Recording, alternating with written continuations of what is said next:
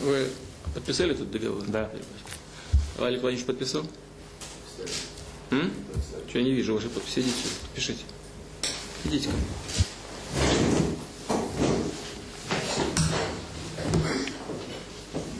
Да, договор.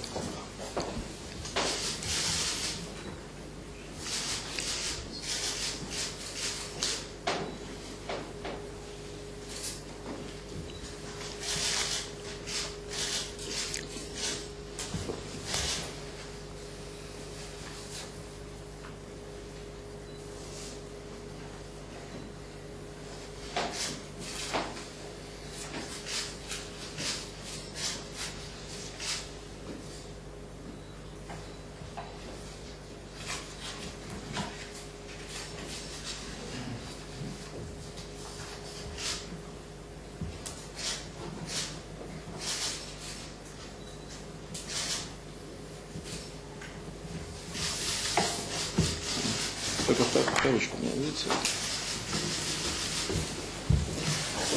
Значит, я услышал, что вы сказали, да? И надеюсь, что тот договор, который был отработан и подписан сейчас окончательно, будет исполняться, а по перспективам это отдельно поговорим, и если нужна будет помощь, это мы тоже с этим разберемся. Значит, для того, чтобы сырье сюда поступило, его нужно перевести. И чтобы это все было рентабельным, нужны соответствующие тарифы на перевозку. Якунин, пожалуйста. Уважаемый Владимир Владимирович, уважаемые участники совещания, вопросом этого производственного комплекса мы начали заниматься по письму, которое губернатором Ленинградской области было подписано в адрес президента страны 11 марта текущего года. Сразу же подготовили соответствующие предложения. Эти предложения были направлены в адрес и, прежде всего, губернатора Ленинградской области. То совещание, которое позавчера было проведено у вашего заместителя Игоря Ивановича Сечина, не выявило каких-то принципиальных проблем, связанных с транспортировкой. Вагонов у нас достаточно, перевести мы можем. То, что касается клинкера, по этому поводу соглашение подписано. Возить будем по прейскуранту 1001. Готовы поставить вагоны первой грузовой компании. Этот вопрос решен. То, что касается нефилина, то те предложения, которые сегодня рассматриваются, приводят к убыткам компании РЖД в размере 56 миллионов рублей. И, насколько я понимаю, поручение по компенсации этих расходов, как в соответствии с законом нужно сделать, эти поручения подготовлены и предполагаются к подписанию. По части, связанной с деятельностью самой компании, технологии, перевозки, еще раз подчеркиваю, никаких проблем нет, и у присутствующих замечаний также нет. Договорились о том, что компенсация будет осуществлена из бюджета области, а они получают доходы, связанные с перевозками с пассажирскими. Так? Это не мы решаем. Да, но я просто хочу у губернатора спросить, об этом договоренность есть? Владимир Владимирович, мы все обязательства перед железной дорогой за льготную перевозку населения, категории населения, полностью выполняем 100%. Убытки, которые Октябрьская железная дорога считает за перевозку, пассажирские перевозки, пригородных, они зависят от установленных тарифов. Октябрьская железная дорога заявила нам 14 рублей обоснованные тарифы на 2009 год. Мы с ними согласились. Поэтому убытков каких-то, если нам предъявят тариф 20 рублей, мы установим 20 рублей. Обоснованный экономический тариф. Поэтому у нас каких-то долгов по убыткам согласованных нет. Если бы мы установили тариф ниже, чем они запросили 14, мы установили 14, тогда бы мы брали на себя убытки. Ладно. Выпадающие доходы РЖД сколько? Значит, дело в том, что сегодняшняя система, она не фиксирует у субъектов федерации в балансе какие-либо задолженности. Это деньги, которые рассчитываем мы, сумма выпадающих доходов по тем расчетам, которые есть, но которые должны быть согласованы, превышает 100. И нет ни одного региона страны сегодня, Владимир Владимирович, который бы убытки пассажирских перевозок перевозил.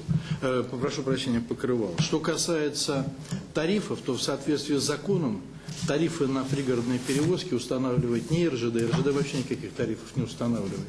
А устанавливаются они субъектом федерации в части грузовых перевозок федеральной тарифной службы. Александр Владимирович, посчитайте потом, да, и мне доложите объемы. Хорошо? А источники мы определим. Значит, и еще одна проблема. Проблема, связанная с инфраструктурой на самом комплексе. Какие здесь есть проблемы? Что мешает организовать работу в рамках единого комплекса? Имею в виду использование общей инфраструктуры. Пожалуйста.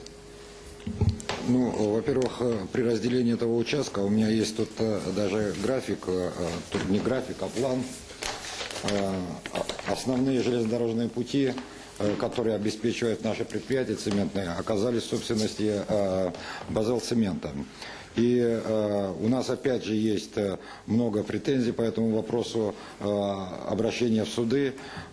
После того, как остановили нам поставки сырья, мы начали завозить свое сырье. Ну, конечно, тут то локомотив сломался, то ремонты, ну и все пошло-поехало. Поэтому все это пути, которые находятся на территории нашего цементного завода, это пути, они не нужны ни Базелцементу, они никому не нужны, кроме как нам. Есть два варианта. Наложить сервитут на это, по этим путям, или готов я их выкупить и дать мне спокойно, самостоятельно, самодостаточно работать по этому вопросу. Вчера было достигнуто соглашение между участниками этого процесса. Вот оно. Есть какие-то возражения против той схемы, которая была предложена?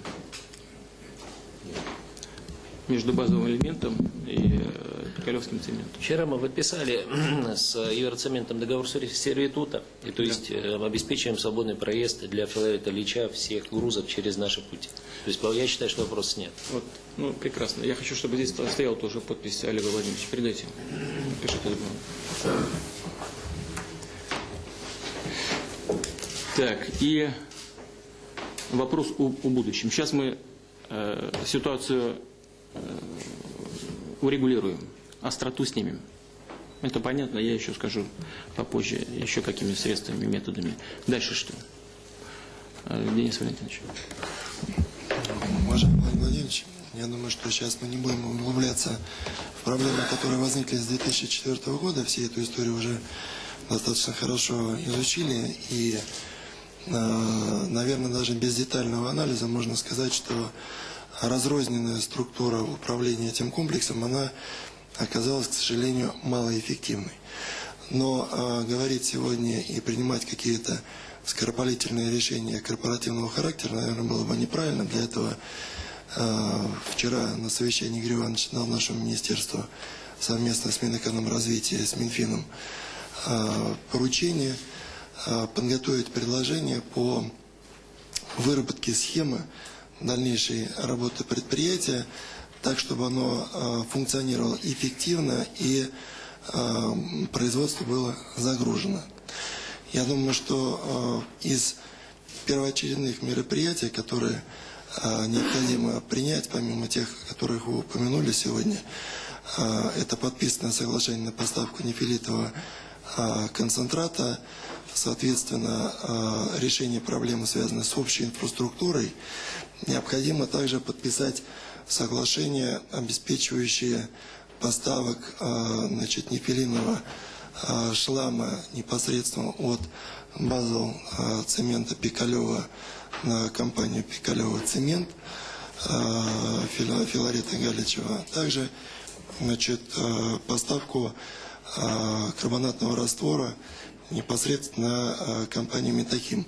Таким образом мы запустим механизм, который будет обеспечивать функционирование 3 предприятий, находящихся на этом комплексе. Ну и, естественно, в первоочередные мероприятия должны войти выделение кредитных ресурсов Базелцементу Пикалево для запуска самого процесса работы этого комплекса и начала закупки концентрата, о котором, собственно, уже упоминалось.